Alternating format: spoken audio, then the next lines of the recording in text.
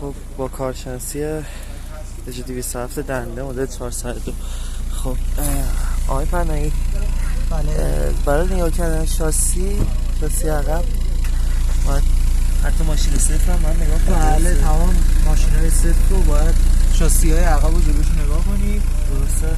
بعد سینی های شاسی، کد شاسی، سرشاسی ها، کف سرها همه رو باید بازدید. اوکی.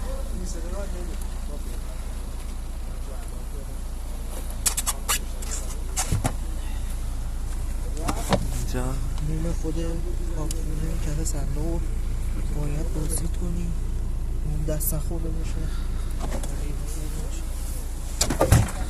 که اطراف ماشینه.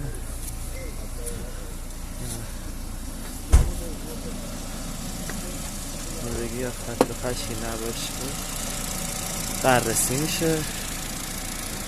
ویدیوهای ما رو دنبال کنید.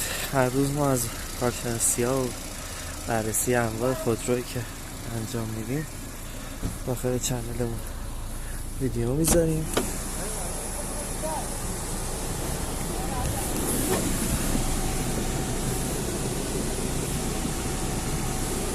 ماشین همه لحاظ بررسی میشه، کیلومتر، کارکرد، آدابات برقیش، حتی تست دی‌آی هم انجام میشه براتون. برای کارشناسی داخل تهران با شماره‌ای که داخل کانال قرار میدیم میتونید تماس بگیرید، در خدمتتون هستیم. برای آموزش هم که باید دایرکت بدین، حتی دوره‌های آموزشی هم شرکت